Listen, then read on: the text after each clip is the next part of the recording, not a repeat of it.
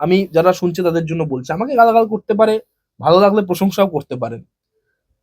ধরা যাক একটা অঙ্কের বই, পাটিগণিতের বই, সেখানে দেখবেন বলা থাকে সবসময় যে অমল আর আদিল মিলে বাজারে গেল, অর্থাৎ চরিত্রগুলো ভেবে দেওয়া। অথচ যে ভেবে চাপিয়ে দেওয়ার মানসিকতা, সাপ্রেসিভ মেন্টালিটি সিলেবাসে যদি আমি রাখি, একটা কোমলমতি শিশুর পক্ষে সেটা কোনো দরকার নেই। তো আমি আদিলকে তো বাদ দিতে বলছি না, কিন্তু আমি অমল দিলেই আদিল দিতে হবে, that should not be the compulsion of any syllabus or syllabus. কিন্তু এই যে তোমাদেরকে সবাইকে একেবারে এক ক্যাটাগরিতে ফেলে কদ্দার বলে দেওয়া হচ্ছে, কোথাও লাগছে? কে বলছে? রতনতনু ব্রাহ্মণ এবং জ্যোতি বসু, তারাও তো এই প্রস্তাবের পক্ষেই ভোট দিয়েছিল। সেই নিয়ে তো তারা এখন ক্রেডিট তারাও নিতে না, চাইছে, ক্রেডিট নিতে চাইছে হয়তো পলিটিক্যাল, কিন্তু তাদের এই ইন্টিগ্রিটি নেই যে আমরাও হিন্দু হোমল্যান্ডের পক্ষে। এই কথাটা বলতে আপত্তি কোথায়? কিন্তু নিজের ইউনিভার্সিটির ছাত্রী, জাতীয়তাবাদী ছাত্রী, সেই বীণা দাসকে ব্রিটিশের হাতে ধরিয়ে দিয়ে কার্যত ইতিহাসের বুকে লজ্জাস্কর ভূমিকায় অবতীর্ণ হন এই হাসান সুহরাওয়ার্দী। এবং এই ঘটনার প্রাইজ পোস্টিং হিসাবে, এই ঘটনার পুরস্কার হিসেবেই হাসান সুহরাওয়ার্দী কিন্তু নাইটহুড উপাধি পেয়েছিলেন, স্যার উপাধি। রাম বাংলার নয়, অকাল বোধন রামের, এটা তো একরকম। আপনি ভাবুন না যে বাংলার সবচাইতে বড়, আমি বলবো যে প্রাণের মানুষ, কার্যত রামকৃষ্ণ পরমহংসদেব আমাদের ধর্মের ক্ষেত্রে, সে রামকৃষ্ণদেবের বাড়ির কুলদেবতা তিনি কিন্তু রঘুবীর। রানী রাসমণির বাড়ির যে কুলদেবতা সেটা কিন্তু রঘুবীর। বাউন্ডের কথা বলছি, সেটা কিসের কোম্পানি? আর সেটা কি সাবান বেচে না তেল বেচে? সেটা তো আমরা জানি না। সেটা আমাকে দেবানও জানন্তি কুত মনুষ্য, দেবতারাও জানেন না মানুষ। এবং তাদের মধ্যে অনেকে ক্রাউন প্রিন্স মনোনীত ভাইস চ্যান্সেলর, মানে জাহাঙ্গীর খান। আজকে শুনলাম, হ্যাঁ, ক্রাউন প্রিন্স, আমি নাম করে দেবো। আমাদের রেনেসা মানে কিন্তু শুধুমাত্র আপনাকে ডিরোজিওর ইয়ং বেঙ্গল পড়লে হবে না। আমাদের তো আমাদের রেনেসা মানে কিন্তু রামকৃষ্ণ বিবেকানন্দ যে দক্ষিণেশ্বর ভাব আন্দোলন, সেটাও রেনেসার পার্ট। কিন্তু আমাদের সিলেবাসে শেখানো হয়েছে যে রেনেসা মানে ডিরোজিও, রেনেসা মানে ব্রাহ্ম আন্দোলন, রেনেসা মানে দেবেন্দ্রনাথ, কেশব সেন, আর তার সঙ্গে রামকৃষ্ণ বিবেকানন্দ একটা প্যারাগ্রাফ। এই যে ডিস্টরশন, এই যে fabrication of history, narrative, propaganda. নমস্কার, আমি নিতপল আর আপনারা দেখছেন বেঙ্গল স্কুপের পডকাস্ট মুখোমুখি। বেঙ্গল স্কুপের স্টুডিও থেকে সরাসরি আপনাদের কাছে আজকে যে অতিথিকে নিয়ে হাজির হয়েছি, যে বিষয়টা নিয়ে এই 24 ঘন্টার মধ্যে একটা আলোড়ন সৃষ্টি হয়ে গেছে, সুহরাওয়ার্দী কে, এই বিষয়টা নিয়ে আপনিও বোধহয় আপনার সোশ্যাল মিডিয়া থেকে শুরু করে রাজ্য রাজনীতিতে এই নিয়ে নানান ধরনের কথাবার্তা শুনছেন। তাই ইতিহাসের ছাত্র, প্রেসিডেন্সি কলেজের ছাত্র এবং প্রাক্তন তৃণমূল মুখপাত্র সুপ্রিয় চন্দ্রকে হাজির করেছি আমাদের আজ মুখোমুখি পডকাস্ট। সুপ্রিয়, রাজ্য রাজনীতির তো অনেক ওঠাপড়া দেখতে পাচ্ছি, তারই মাঝখানে আবার সুহরাওয়ার্দী এসে হাজির, কে সে? দেখুন, আপনাদের প্রত্যেককে ধন্যবাদ, নমস্কার। আমি যে কথা বলি প্রথমে, সেটা হচ্ছে যে এই অতীতকে তুলে এনে বা ইতিহাসের তথ্যকে তুলে এনে অথবা রাজনীতিতে ইতিহাসের ব্যবহার, এই নিয়ে ভারতের কার্যত এটা নতুন উদাহরণ নয়, অনেক উদাহরণ আছে। এবং কার্যত স্বাধীনতার সময়েও আপনাদের যদি মনে থাকে দেখতে পাবেন যে খিলাফত আন্দোলন থেকে শুরু করে, ডান্ডি অভিযান থেকে শুরু করে ভারত ছাড়ো আন্দোলন, তার একাধিক অনুষঙ্গে বা একাধিক অঞ্চলে বিভিন্ন ক্ষেত্রে ভারতবর্ষের পুরনো যে ইতিহাস তাকে তুলে আনা হয়েছিল।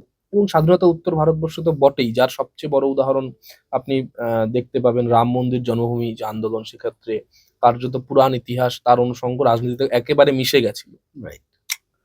এখন যে সিদ্ধান্ত গতকাল আমরা সামনে এসছে, আপনারাও দেখেছেন যে পশ্চিমবঙ্গ সরকার, মূলত কলকাতা কর্পোরেশন, তারা একটা সিদ্ধান্ত নিয়েছে যে আমাদের সোহরাওয়ার্দী এভিনিউ যেটা আছে কলকাতায়, সেটা নাম পরিবর্তন করে গোপাল মুখার্জি সরণি নাম তারা করেছে, গোপাল মুখার্জি নামে রাস্তাটা নামকরণ করেছে। এবং সে খবরটা পাবলিক ডোমেইনে প্রথম নিয়ে এসছেন মাননীয় মুখ্যমন্ত্রী শুভেন্দু অধিকারী।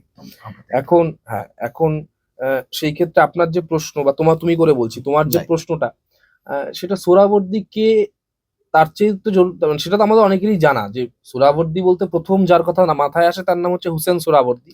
এবং বাংলার কার্যত গ্রেট ক্যালকাটা কিলিং বা একদম 46-47 এই সমকালীন সময় কার্যত গ্রেট ক্যালকাটা কিলিং এর সঙ্গে ওতপ্রোতভাবে যার নাম জড়িয়ে, এবং কার্যত লক্ষ লক্ষ হিন্দুর চোখের জল তার ইতিহাস, এবং যে history of pain, history of trauma, তার সঙ্গে যে নামটা একেবারে প্রত্যক্ষত যুক্ত তার নাম হচ্ছে হোসেন সোহরাওয়ার্দী।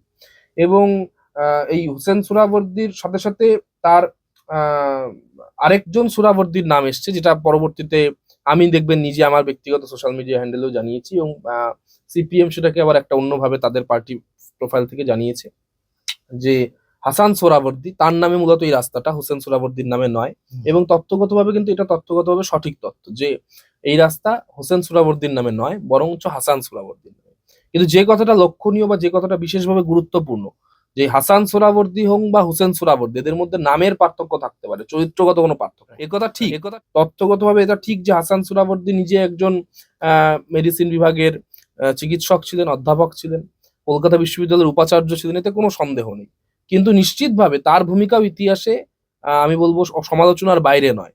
বীণা দাস, আমি আপনাকে দায়িত্ব নিয়ে বলছি, 1932 সাল কলকাতা বিশ্ববিদ্যালয়ের সমাবর্তন অনুষ্ঠান, কনভোকেশন প্রোগ্রাম, সেখানে স্ট্যানলি নিক্সন, বাংলার তখন সেই মুহূর্তে ছোট লাট গভর্নর জেনারেল, তিনি তখন আমন্ত্রিত ছিলেন, তিনি গিয়েছিলেন এবং বিপ্লবীরা পরিকল্পনা করেছিলেন যে অত্যাচারী শাসক স্ট্যানলি নিক্সনকে তারা আক্রমণ করবেন, এবং সেই আক্রমণের নেতৃত্ব দিয়ে বিশ্ববিদ্যালয়ের ছাত্রী, অত্যন্ত মেধাবী ছাত্রী বীণা দাস, সেই নারী বিপ্লবী বীরাঙ্গনা, তিনি সেখানে আক্রমণ করেন এবং কার্যত কয়েক সেকেন্ডের ফ্র্যাকশন অফ সেকেন্ডে স্ট্যানলি নিক্সন রক্ষা পান।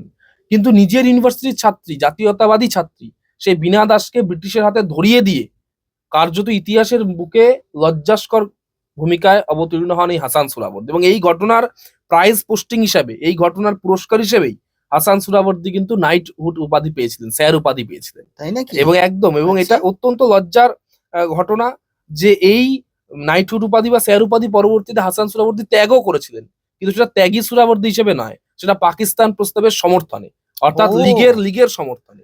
ফলে হাসান সোহরাওয়ার্দীকে যারা মহিমান্বিত করছে, আমি কালকে দেখলাম বামফ্রন্ট থেকে ওরা মীনাক্ষী দিয়েও একটা প্রেস বাইট দিয়েছে, এবং আরো বিভিন্ন সংগঠনগুলো, বাম সংগঠনগুলো, এবং যেহেতু তৃণমূলের নিজের পড়াশুনো নেই, তারা বামফ্রন্ট থেকে টুকে নিয়ে তারা বলছে যে হাসান সোহরাওয়ার্দী ভালো লোক। হ্যাঁ, তো ভালো লোক মোটেও নয়, এবং ভালো খারাপের চাইতেও বড় কথা যে ইতিহাসের বুকে জাতীয়তাবাদের পক্ষে কারা, দেশের পক্ষে কারা, সেইটা চিনে নেওয়াটা সবচাইতে বেশি জরুরি এবং সবচাইতে সঠিক ইতিহাসের পাঠ বলে আজকের এই জাতীয়তাবাদী সময় আমার মনে হয়।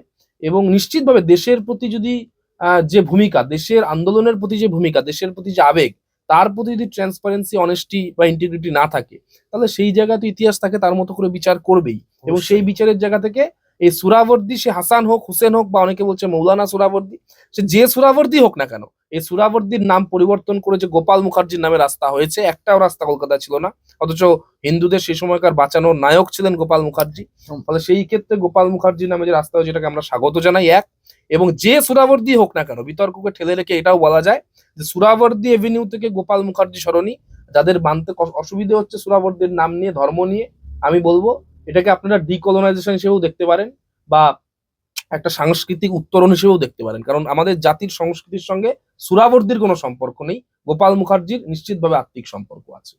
এই যে গোপাল মুখার্জি গ্রেট ক্যালকাটা কিলিং এর সময় একা বুক চিতিয়ে দাঁড়িয়েছিলেন হিন্দুদের, বাঙালি হিন্দুদের রক্ষা করার জন্য এবং হিন্দুদেরও রক্ষা করার জন্য, সেই সময়টা তো নিশ্চয়, ইনি তো জীবিত তখন, তিনি তখন কাকা ওনার, তার ভূমিকা সম্বন্ধে কিছু জানা যায়?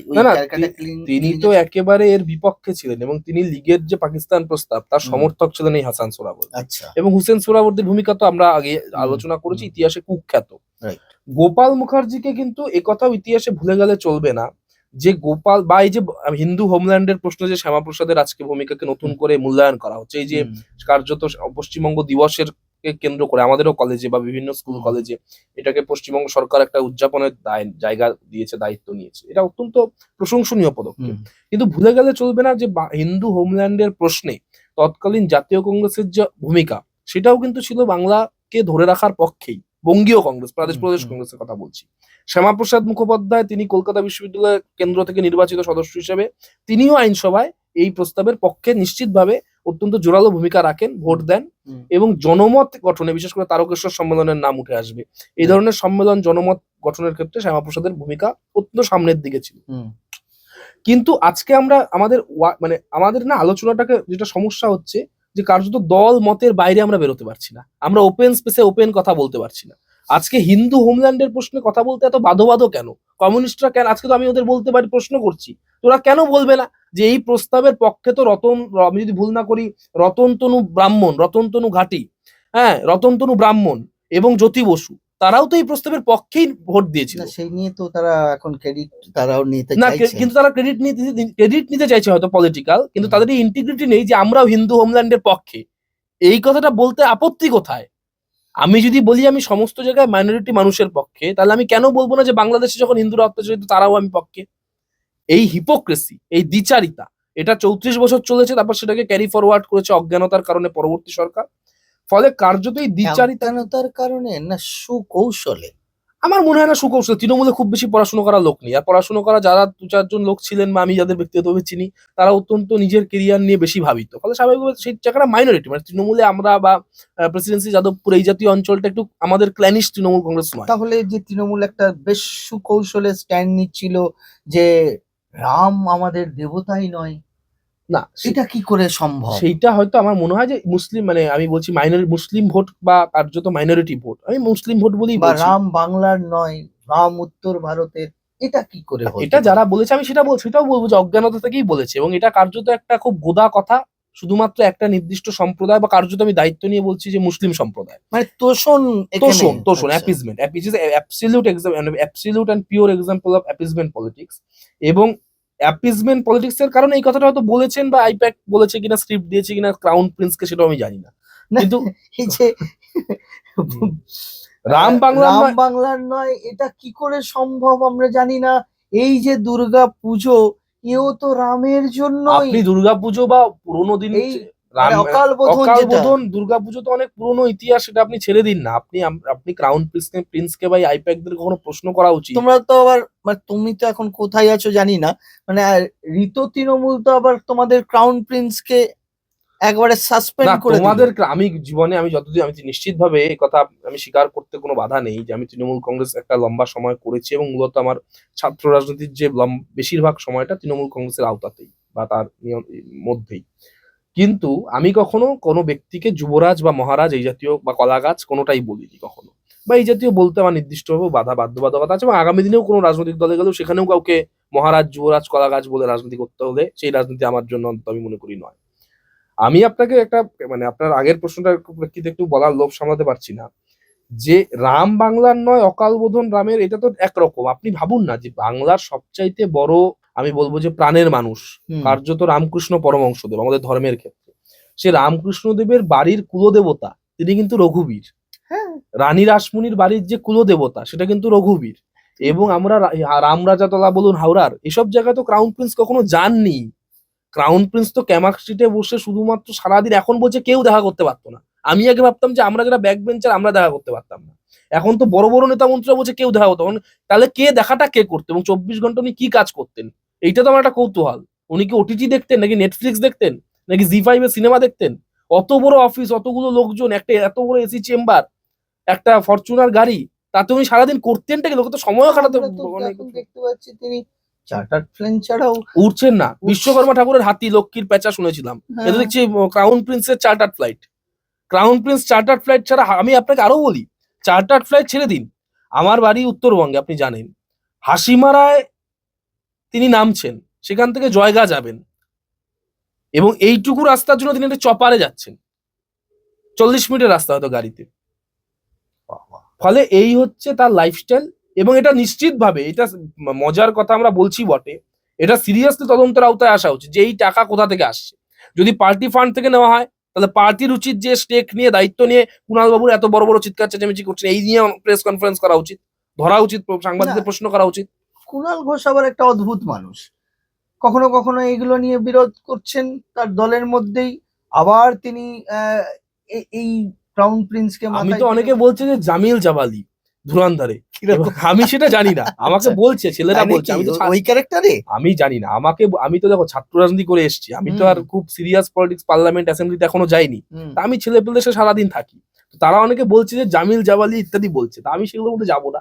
আমি বলবো যে এটা ব্রেক ফেল হয়ে যাওয়া গাড়ি, যখন যাকে পারছে গুটিয়ে দিচ্ছে, হ্যাঁ, এবং এটা তো খুব বিপজ্জনক তো বটেই। কিন্তু অনেক সিরিয়াস নোট আমি বলবো, এই যে চার্টার ফ্লাইটের টাকা, এই যে এত বিলাসবহুল জীবন, এই ক্রাউন প্রিন্স যদি তার ব্যক্তিগত টাকা হয়, তবে সিবিআইডির বলা উচিত, তাকে বলা উচিত যে আপনার এই আয়ের উৎস কি। উনি না চাকরি করেন, না ব্যবসা করেন, না তার এনজিও আছে, না কোনো তিনি অভিনেতা অভিনেত্রী গায়ক গায়িকা নায়ক নায়িকা কিছু নয়, তার বাড়িরও কেউ কোনো অন্য আয় করেন বলে আমার জানা নেই। হ্যাঁ, ফলে তার এই আয়ের উৎস কি? আর যদি তিনি বলেন যে আমি পার্টি থেকে নিয়েছি বা পার্টি আমাকে টাকা দিয়েছে, তাহলে পার্টির সবার আগে প্রেস কনফারেন্স করা উচিত, অন্য সব ইস্যু বাদ দিয়ে পরে, যে এই টাকা তারা দিয়েছে এবং কর্মীরা যখন ঘর ছাড়া, কর্মীরা যখন বিপদে, কর্মীদের পাশে পার্টি নেই।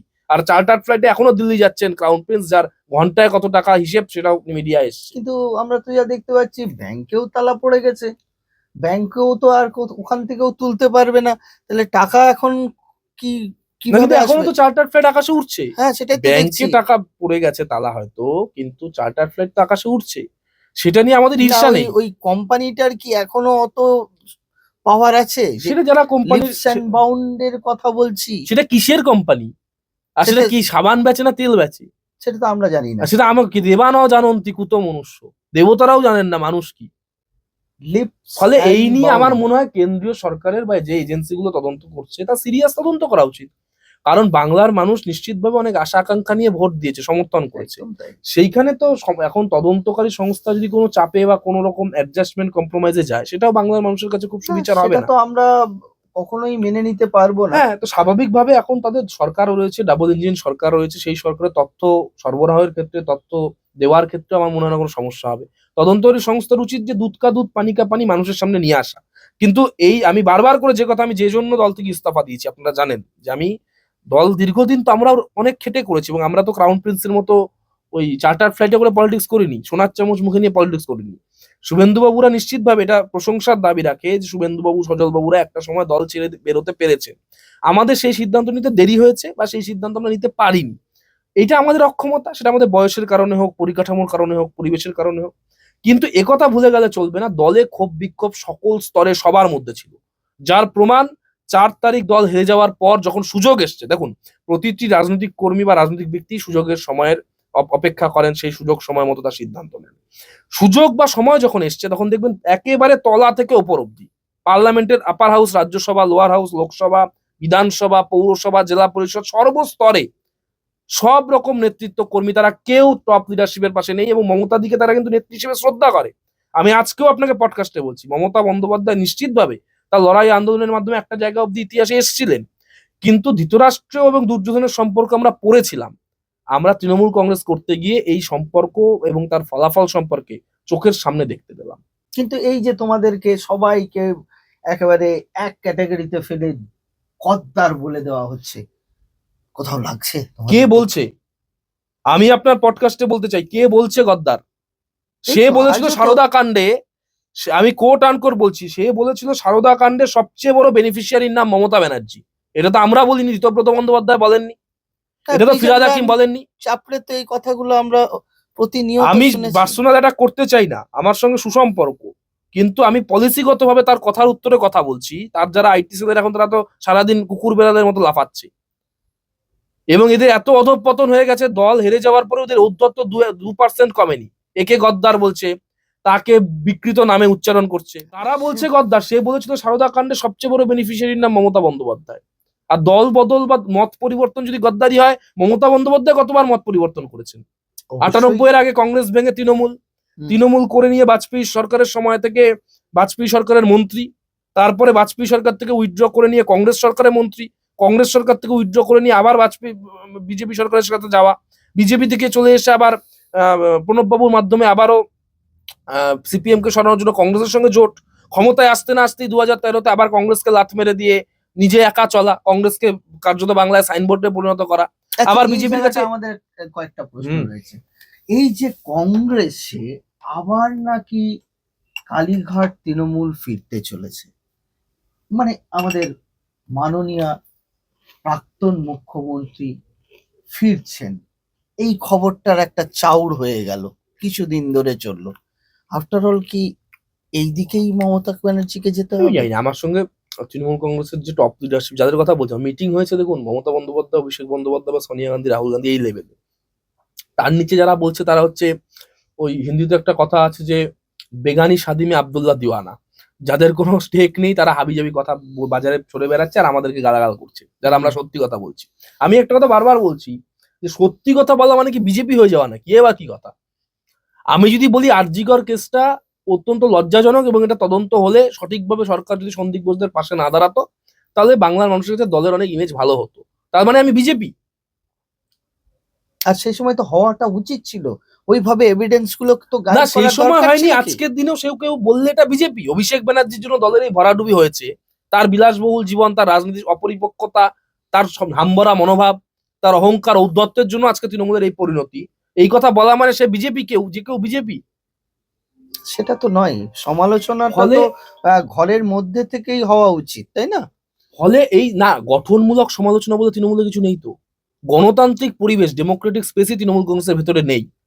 এবার আপনি ছাত্র সংগঠন নির্বাচন, আমি নিজে 3বার জানিয়েছি 2জন শিক্ষামন্ত্রীকে কনজিকিউটিভ, ছাত্র হয়নি নির্বাচন বলে? করার জন্য। হয়নি। প্রথমে বলছে কোভিড, ঠিক আছে কোভিড হয়ে গেছে, ছাড়াবো, এখন 2025 অব্দি কোভিড ছিল। করবে না বলে করবে না। সে তো আগের পডকাস্টে তুমি আগের বলেই পডকাস্টে গেলে। ফলে গণতান্ত্রিক পরিসর, গণতান্ত্রিক রীতিনীতি আজকে বিরোধী দল থেকে আপনার বিরোধী দলকে বলতে দেওয়ার সুযোগ। আমরা বলি যে আমরা যারা পার্লামেন্টারি পলিটিক্স করি বা ভালোবাসি বা পড়াশোনার মধ্যে আছি, আমরা বলি যে হাউস বিলংস টু অপোজিশন।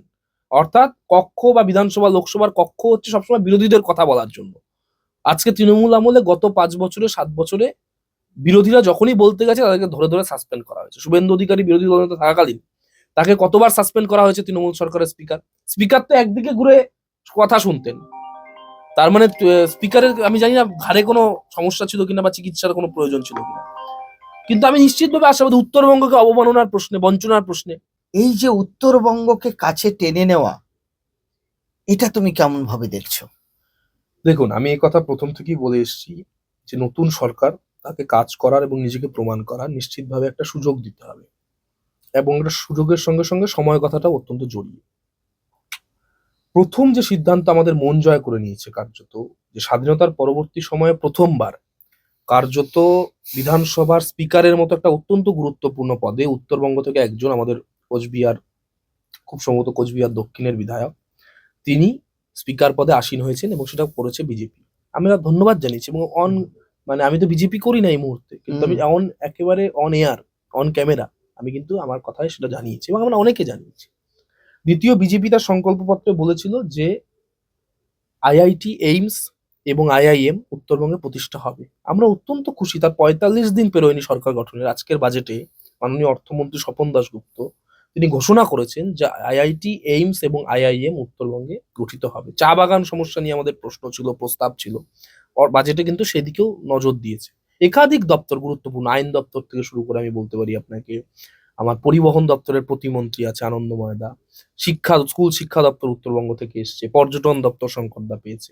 ফলে একাধিক জায়গায় আমাদের একাধিক দপ্তর, একাধিক যে পরিকাঠামোর জায়গা সেইগুলো কিন্তু পলিসি বোর্ডে, আমি বলছি উত্তরবঙ্গের রিপ্রেজেন্টেশন কিন্তু বিজেপি করেছে।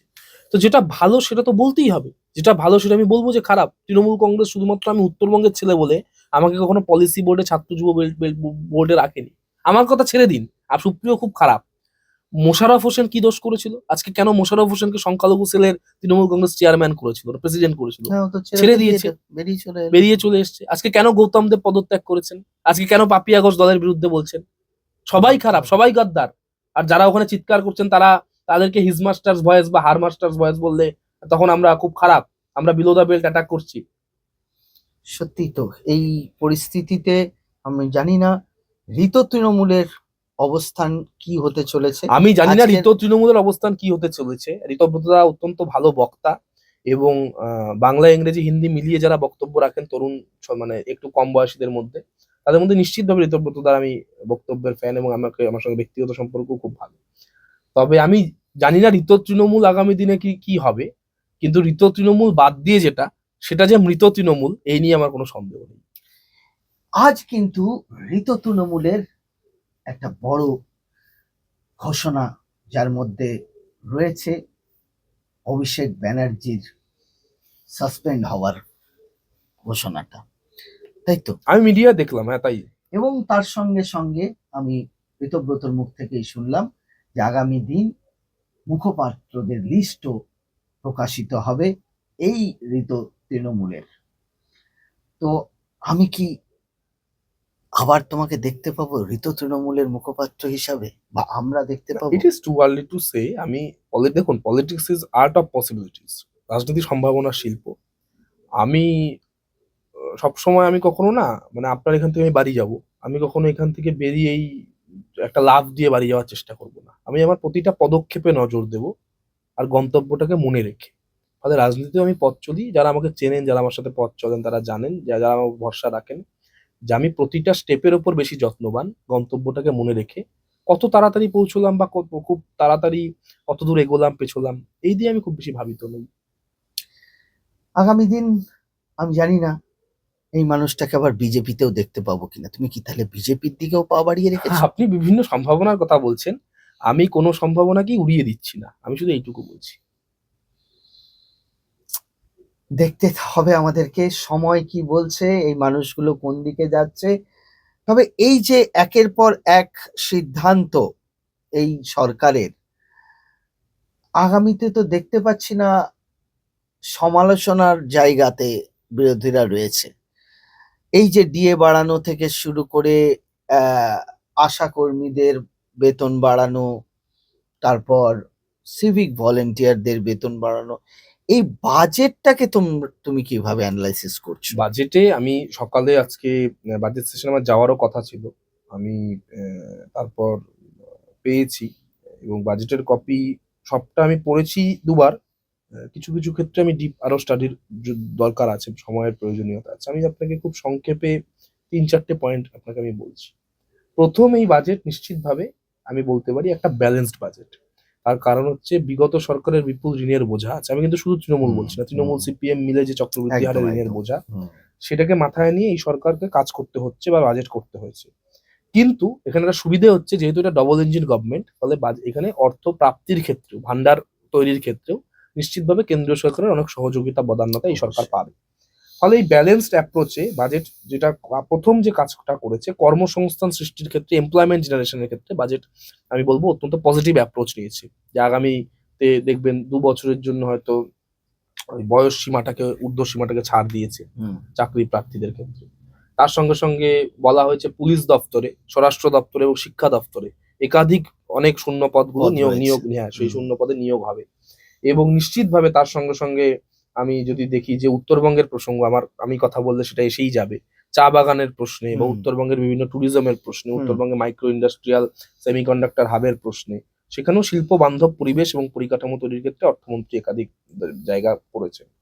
এছাড়া আমি নিশ্চিতভাবে শিক্ষাক্ষেত্রে বলবো যে আমি দেখলাম বাজেটে যে আপনার যেটা আগে কন্যাশ্রীর উপশ্রী ইত্যাদি ছিল, সেটাকে এখন 50,000 টাকা করে এককালীন বৃত্তি ভাতা আচ্ছা। করেছে, যারা কলেজে, সব মেয়েরা কলেজ অবধি পড়বে এবং এককালীন সে টাকা পাবে। আগে বোধহয় এটা 25,000 টাকা পেত, ফলে ডাবল হলো। কেমন 1,500 যেরকম আচ্ছা। লক্ষ্মীর ভান্ডার ছিল, সেটা 3,000 অন্নপূর্ণাতে এলো। হুম। ফলে এইসব ক্ষেত্রে ব্যয় বরাদ্দ বৃদ্ধি পেয়েছে। তার সঙ্গে সঙ্গে খুব জরুরি যেটা, যে রাজ্যে কিছু নতুন জেলা এবং কিছু নতুন পুলিশ জেলা এবং কিছু নতুন পৌরসভা ইন্ট্রোডাকশন এই বাজেটে হয়েছে। ফলে প্রশাসনিক মানচিত্রেও রাজ্যে আমার মনে হয় এই কাজে গতি আসবে, এবং উপদ্রুত এলাকা বা যে জায়গাগুলো বেশ বেশ কিছুদিন ধরে ডিমান্ড আছে, সেই জায়গাগুলো প্রশাসনিক কাজেও সুবিধা হবে। আমি শুধু দুটো কথা আপনাদের মাধ্যমে মানুষকে বলতে চাইবো, বা গঠনমূলক বিরোধিতার প্রশ্নে বা পরামর্শের জায়গা থেকে বলতে চাইবো। এক হচ্ছে, যেহেতু আমি ছাত্র রাজনীতির সঙ্গে যুক্ত, ফলে এই কথাটা না বললে ভুল হবে, যে নন নেট ফেলোশিপের ক্ষেত্রে বা নেটের ফেলোশিপের ক্ষেত্রে, জেআরএফ বাদ দিয়ে যে ফেলোশিপ, বেশ প্রচুর গবেষক পড়ুয়া তারা দীর্ঘদিন থেকে এই দাবিতে আছেন যে তারা যেন তাদের যে গবেষণার টাকা, নন জেআরএফ যে ফেলোশিপ গুলো আছে আমাদের পশ্চিমবঙ্গে, সেটা অন্যান্য রাজ্যের তুলনায় পে স্কেল অনুযায়ী অনেকটাই কম, এবং কার্যত সেটা প্রায় এই মুহূর্তে আমি যদি ভুল না করি 8,000 টাকা।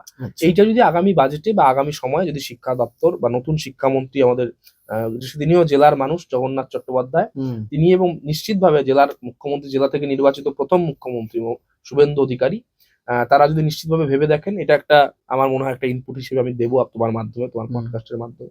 আর দ্বিতীয়ত হচ্ছে ট্যুরিজমের প্রশ্নে আমাদের একেবারে শঙ্করদা মন্ত্রী আছেন। আমি শুধু আরেকটা কথা বলতে চাইবো, খুব ভালো বাজেটে দুটো সিদ্ধান্ত স্বপন দাশগুপ্ত নিয়ে এসছেন। এক হচ্ছে সতীপীঠ শক্তিপীঠ পর্যটন, যে ট্যুরিজম সার্কিট করেছে বীরভূমকে কেন্দ্র করে, এবং তার সঙ্গে সঙ্গে মহাপ্রভু চৈতন্য দেবের যে তীর্থ পরিযাত্রা, এরকম একটা নাম দিয়ে সেটা একটা ট্যুরিজম সার্কিট প্ল্যান করেছে, এবং সেটা পরিকাঠামো উন্নয়ন হবে। আচ্ছা। ফলে এইটা ছত্তিশগড়ের সরকারের আগে একটা প্রকল্প আছে ধর্মীয় ট্যুরিজম বা রিলিজিয়াস ট্যুরিজম থেকে রেভিনিউ জেনারেশনের ক্ষেত্রে।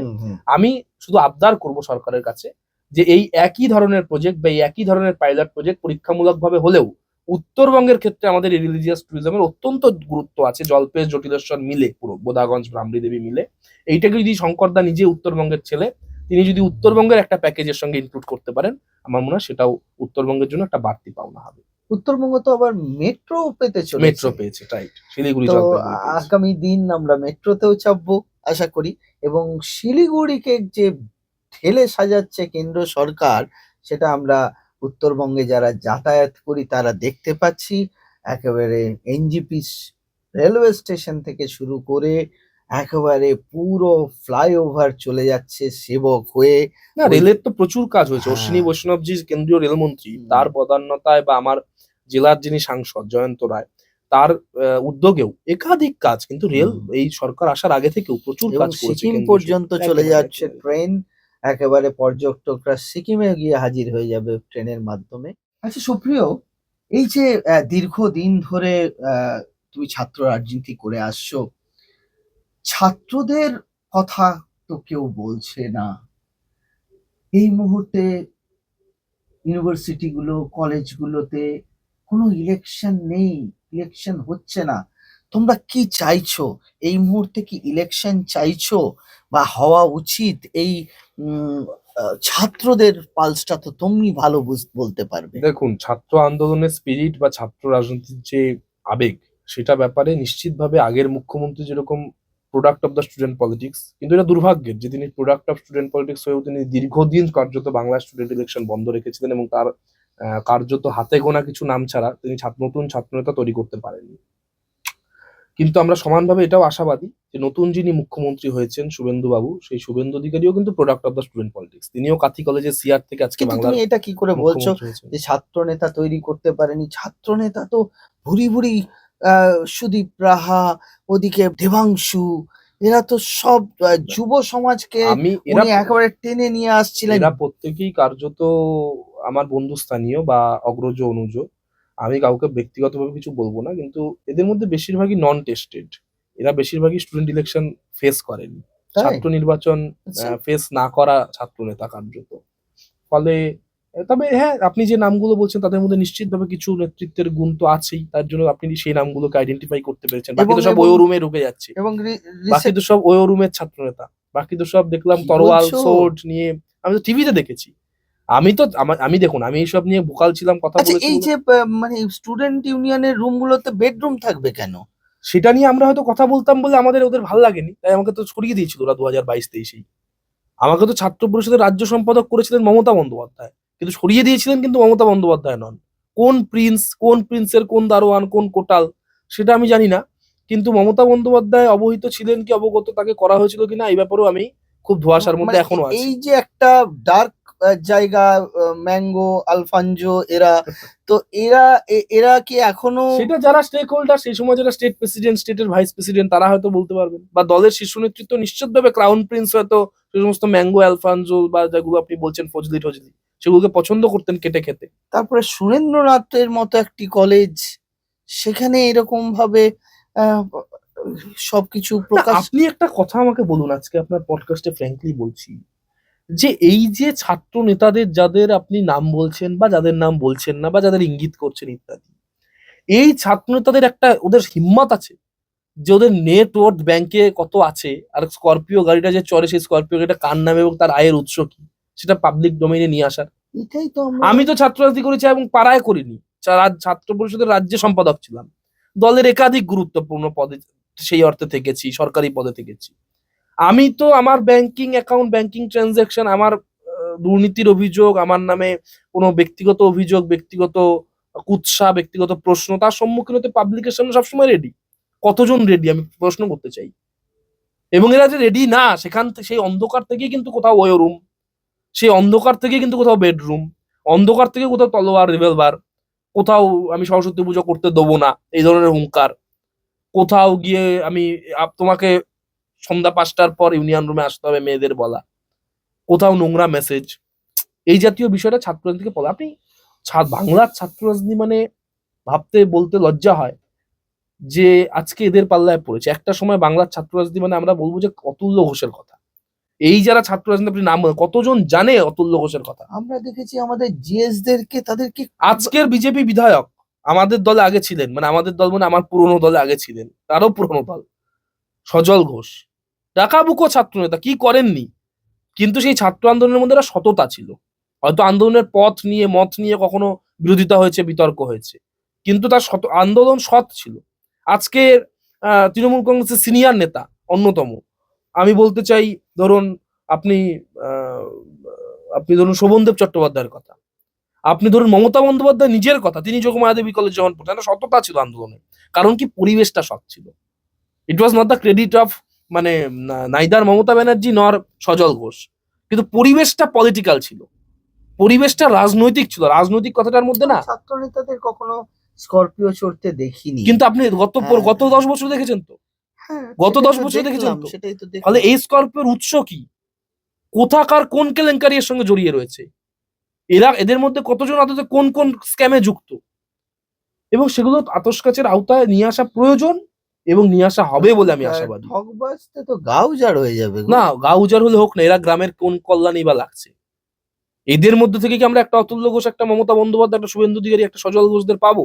পাবো না তো। এরা তো সব rotten product, they are bad element in the politics, এবং they must be excluded for the betterment of the Bengal politics. একটু অন্য প্রসঙ্গে আসি।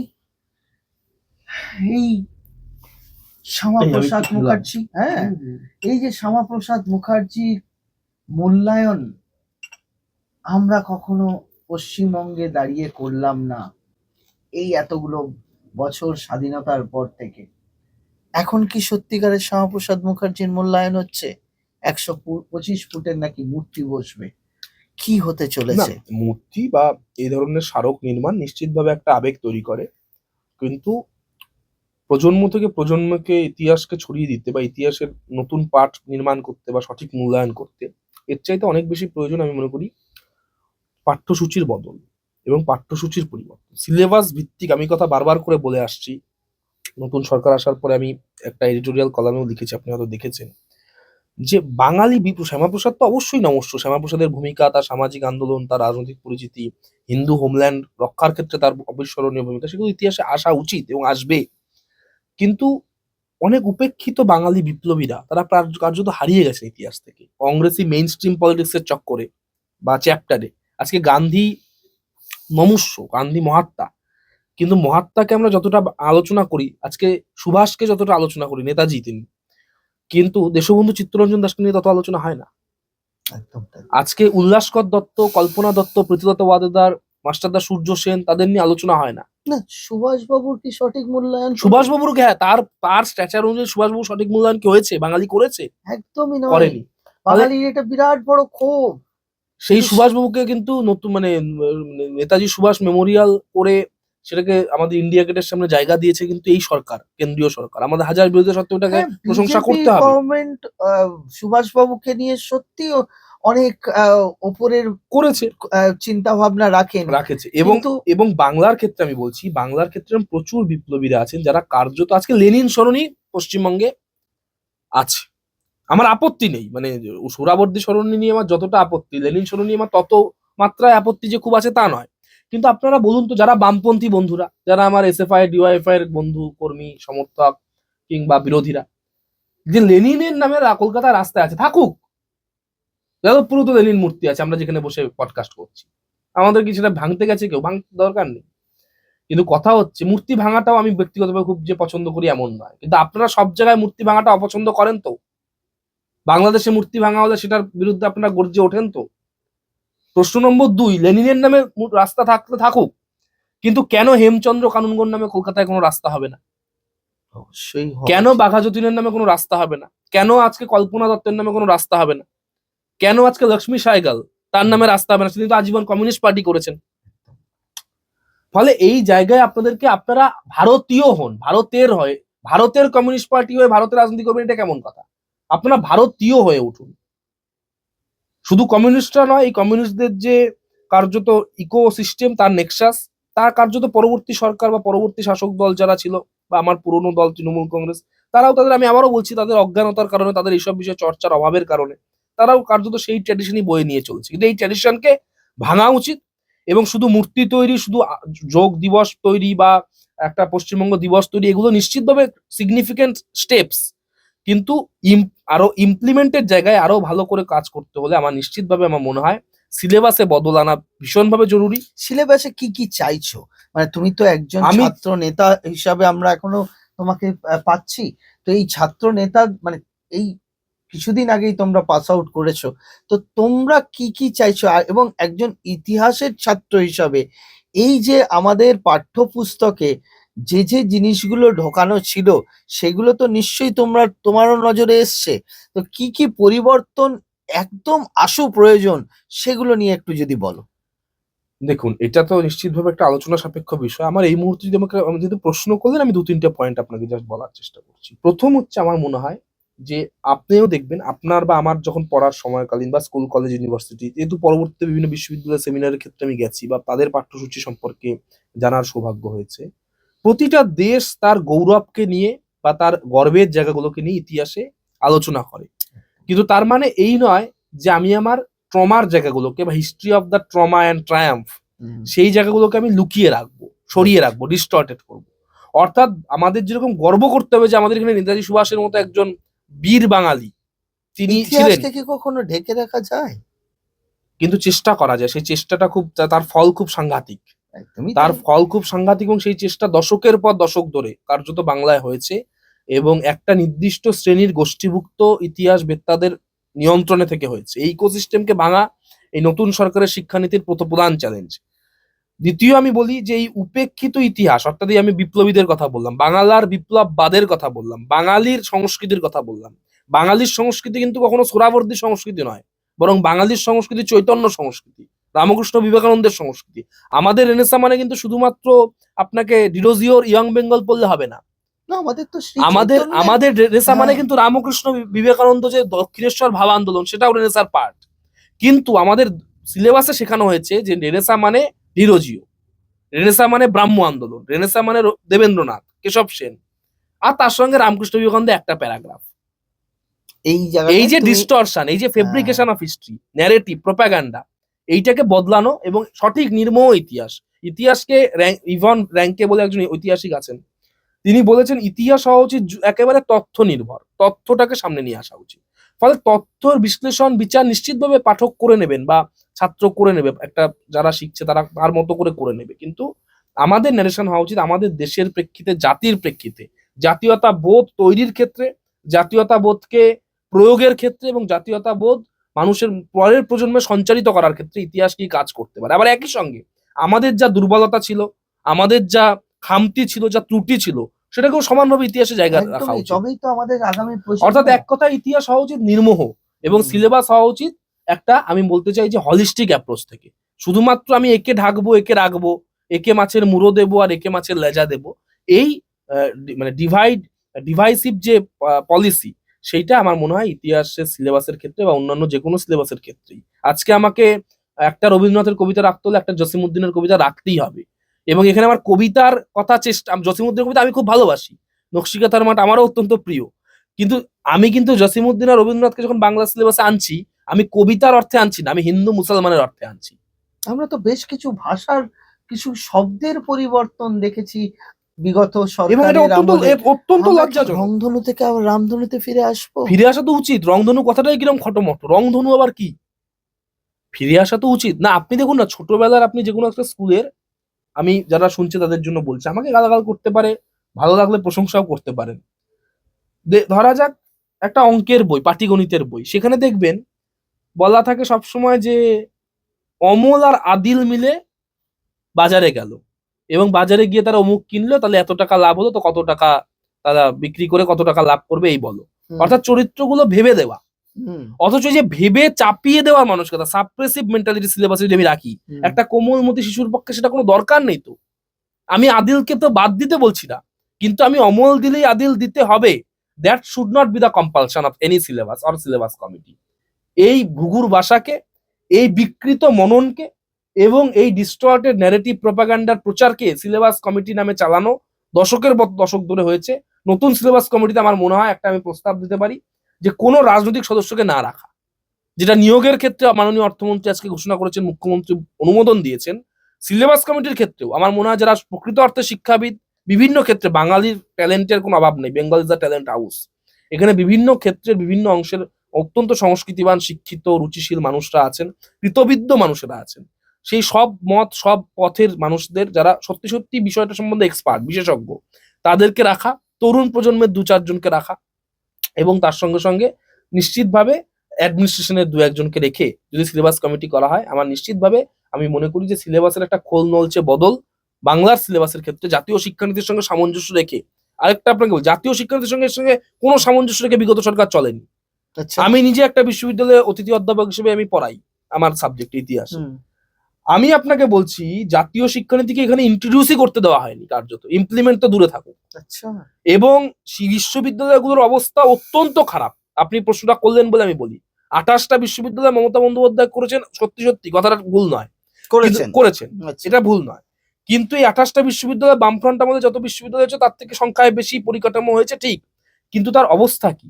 তার টিচিং ফ্যাকাল্টি কতজন পার্মানেন্ট, তাদের এক্সপার্টিস কি, তাদের গুণমান সম্পর্কে যথেষ্ট সংশয় আছে। তাদের সেখানে ছাত্রছাত্রী ভর্তি হচ্ছে, ভাইস চ্যান্সেলরদের অ্যারেস্ট হতে দেখছি।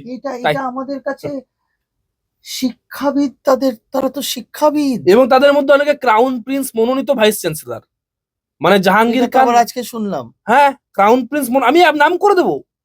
ইয়ে তো এখন যা বলছি এগুলো শুধু ঝাঁকি। হিন্দিতে একটা কথা আছে, ইয়ে তো বাস ঝাঁকি হ্যাঁ, আগে আর বাকি হ্যাঁ। তো এখন তো সবাই কয়েকদিন হলো বলছে, এরপর বলে দেবো না? এখনই বলে দাও, মানে আমরা প্রতিটা রাজনৈতিক লোকই তার সময় সুযোগের উপর অপেক্ষা করে, আমি বললাম, তবে বলবো। তুমি তো আমাকে আবার ডাকবে, তাই তো? পরে নিশ্চিতভাবে বলবো। আরেকটা জিনিস আমাদের এই যে কথায় এই যে অমল আদির এই যে pseudo secularism, balance, appeasement, secularism, এইটা কতদিন চলবে? এটা তো ভাঙা উচিত। আজকে যারা বলছে বন্দে মাতরম স্কুলে মাননীয় মুখ্যমন্ত্রী একটা প্রস্তাব দিয়েছিলেন যে স্কুলে কলেজে প্রেয়ারে আমার বন্দে মাতরম থাকবে, তাতে একদল আপত্তি করেছে। সেদিন আমি একটা পেপারে এডিটোরিয়াল লিখেছি একটা তাদের রিকোয়েস্টে। বন্দে মাতরম বাঙালি জাতি শুধু না, ভারতীয় জাতির ধমনীতে আছে, এটা আমাদের ন্যাশনাল সং। এটা নিয়ে কোনো মানে ছ্যাবলামি ছেচড়ামি চলতে পারে না। যারা বলে যে আমি বন্দে মাতরম আমার প্রবলেম আছে, আমার মনে হয় যে জাতি হিসেবে আমাদের তাদের নিয়ে প্রবলেম আছে, এবং এই কথা আমি অন ক্যামেরাও বলতে পারি। বন্দে মাতরম নিয়ে যারা আপত্তি, বাঙালি তরুণ হিসাবে, আরে আমাদের বয়সে, আমাদের চেয়ে কম বয়সে ক্ষুদিরাম ফাঁসির মঞ্চে চলে গেছিল, একদম মিডিয়া বাইট দেওয়ার সুযোগ হয়নি ক্ষুদিরামের। ক্ষুদিরাম ফাঁসির মঞ্চে চলে গেছে দেশের জন্য বন্দে মাতরম বলতে বলতে। সে নিয়েও কত হাসি ঠাট্টা হয়, সে নিয়ে হাসি ঠাট্টা, খারাপ লাগে। এবং এই যে মগজের অসুস্থতা, ডিস্টরশন অফ দ্য ব্রেইন, এইটা কিন্তু টোটালি আমি বলছি বামপন্থী ইকোসিস্টেম থেকে তৈরি হয়েছে। তৃণমূল এখানে অবুধ শিশু, তারা সেটাকে ফলো করেছে, তাদের সামনে কোনো রুট ম্যাপ ছিল না, তাদের মধ্যে সেই যোগ্যতা কোয়ালিটিও ছিল না, যাদের মধ্যে ছিল তারা সবসময় তাদেরকে সাইড তাহলে বলতে চাইছো যে আগামী দিন এই সুডো সেকুলারিজম, বামপন্থার সাথে এই রেজিমেন্ট পার্টি বিজেপির একটা সংঘাত লাগতে চলেছে? আমি মনে করি আগামী দিনে পথ দুটোই, হয় লেফট নইলে রাইট। এখন লেফট রাইট করতে করতে বাংলা কোনটাকে বেছে নেয়, কোনটাকে গ্রহণ করে, সেটা বাংলা বলবে। কিন্তু লেফট এবং রাইটের মধ্যেকার কোনো শক্তি বা মধ্যেকার কোনো প্ল্যাটফর্ম আমার তো মনে হয় না, আমার ইতিহাসের বোধ থেকে এই তীব্র জায়নবাদী জাতীয়তাবাদী সময়ে দাঁড়িয়ে দক্ষিণপন্থার উত্থানে সারা বিশ্বে যখন হচ্ছে, বা তার অস্তিত্ব নিয়ে যখন প্রশ্ন বারবার করে সারা পৃথিবীতে তুমি দেখছো আসছে, সেই সময় লেফট রাইটের মধ্যিখানে কোনো সেন্ট্রাল মানে দাঁড়িয়ে থাকা বা থমকে থাকা কোনো প্যারেড গ্রাউন্ডে কোনো কেউ প্যারেড করতে পারবে বলে আমার কিন্তু মনে হচ্ছে না। আগামী দিন অবশ্যই আমাদের চোখ থাকবে। আজ সুপ্রিয়র একটু তাড়া রয়েছে, এই পডকাস্টটা আজ এখানেই শেষ করছি। খুব গুরুত্বপূর্ণ বেশ কিছু কথা সুপ্রিয়র মুখ থেকে শুনলাম, তবে জানার ইচ্ছে ছিল যে সুপ্রিয় এবার কোন দিকে এগোবে, সেটাও সযত্নে সরিয়ে রাখলো। ঠিক আছে, পরের বার নিশ্চয়ই সেটাও জেনে নিতে পারবো। আজকের মতো এখানেই রাখি। অসংখ্য ধন্যবাদ তোমাকে। আগামী দিনের জন্য তোমার শুভেচ্ছা ও অভিনন্দন রইল বেঙ্গল স্কুপের তরফ থেকে। নমস্কার। আমাদের ভিডিও ভালো লাগলে লাইক এবং শেয়ার করুন। কমেন্ট সেকশনে গিয়ে জানান আপনাদের মতামত। কোথায় থেকে দেখছেন সেটাও আমাদের জানাবেন, তাহলে আমরা বুঝতে পারবো কত দূর আমরা পৌঁছতে পারলাম। আরও ভিডিও পেতে আমাদের চ্যানেলটি সাবস্ক্রাইব করুন এবং প্রতি মুহূর্তে আপডেট পেতে প্রেস করুন পাশে থাকা বেল আইকন।